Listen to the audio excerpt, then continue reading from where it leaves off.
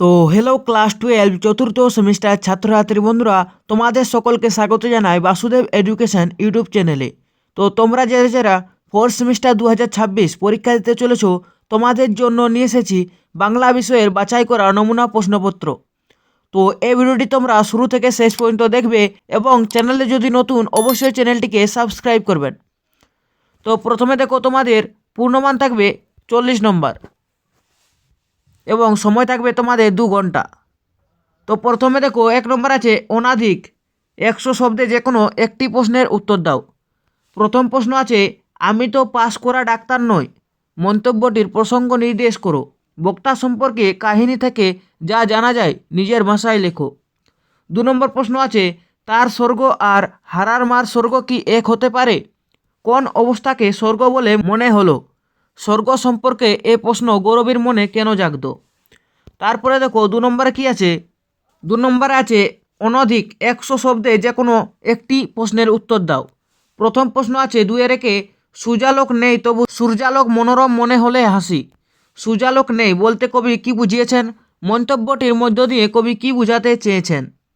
2 আছে হিজিবিজি অক্ষরগুলো একগুয়ে অবাধ্য। হিজিবিজি অক্ষরগুলো বলতে কি বোঝানো হয়েছে?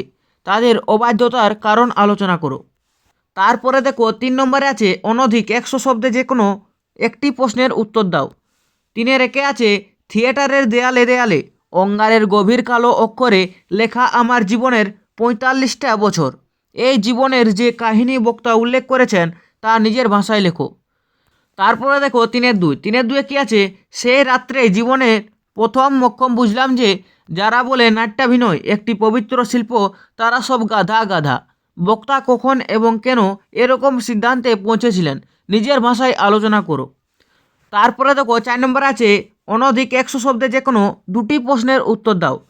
4 আছে কিন্তু কি বিষয়ে সাবধান হতে হবে সেইটে স্থির করে দিয়ে যান। সাবধান হওয়ার জন্য কবিরাজ কোন কোন বিষয় উল্লেখ করেছেন? 4-2 আছে তুমি যে ছেলে খেপাবার সর্দার এমন কথা বলার কারণ কি? 4-3 আছে ডাকঘর নাটকে অমলকে কবিরাজ বাইরে বেরোতে নিষেধ করেছিলেন কেন? তারপরে 4 নম্বর আছে অমলের আগমনে মাধব দত্তের চরিত্রের কোনো পরিবর্তন সূচিত হয়েছে কি?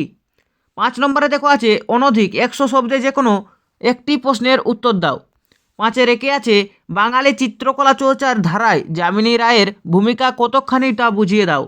5-2 নম্বর আছে বাংলা চলচ্চিত্রের ইতিহাসে নিউ থিয়েটারের অবদান কতখানি তা বুঝিয়ে দাও।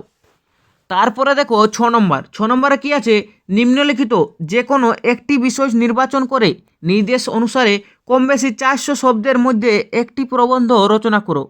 6-1 নম্বর আছে প্রদত্ত অনুচ্ছেদটিকে প্রস্তাবনা বা ভূমিকা স্বরূপ গ্রহণ করে বিষয়ের গভীরে প্রবেশ করে পরিণতি দানের মাধ্যমে একটি পূর্ণাঙ্গ প্রবন্ধ রচনা করো।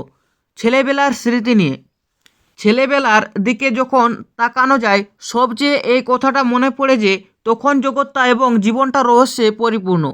সর্বত্রই যে একটি অভিবনয় আছে এবং কখন যে তাহার দেখা পাওয়া যাইবে তাহার ঠিকানা নাই। এই কথাটা প্রতিদিনেই মনে জাগত। প্রকৃতি যেন হাত মুঠো করিয়া জিজ্ঞাসা করিত, কি আছে বলো দেখি। কোনটা থাকা যে অসম্ভব তাহা নিশ্চয় করিয়া বলিতে পারিতাম না।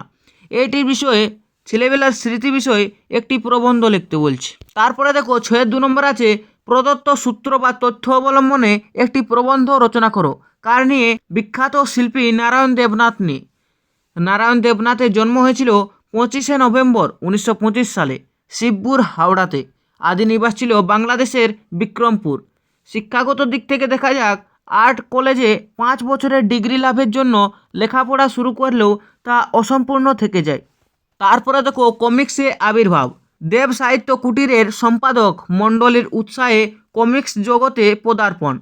সৃষ্ট বিখ্যাত কার্টুন কমিক চরিত্র হাঁদা ভোঁদা, বাঁটুল দি গ্রেট, নন্টে ফন্টে, বাহাদুর বেড়াল, ডানপিতে খাদু আর তার কেমিক্যাল দাদু, কৌশিক রায়, ম্যাজিশিয়ান পটল চাঁদ, পেটুক মাস্টার বটুকলাল, সুটকি আর মুটকি ইত্যাদি। পুরস্কার কী কী পেয়েছিল? সাহিত্য অকাদেমি পুরস্কার 2013তে পেয়েছিল। বঙ্গবিভূষণ পেয়েছিল 2013তে। পদ্মশ্রী পেয়েছিল 2022 সালে। এই বিখ্যাত শিল্পীটির মৃত্যু হয়ে যায় 18 জানুয়ারি 2022 সালে কলকাতাতে।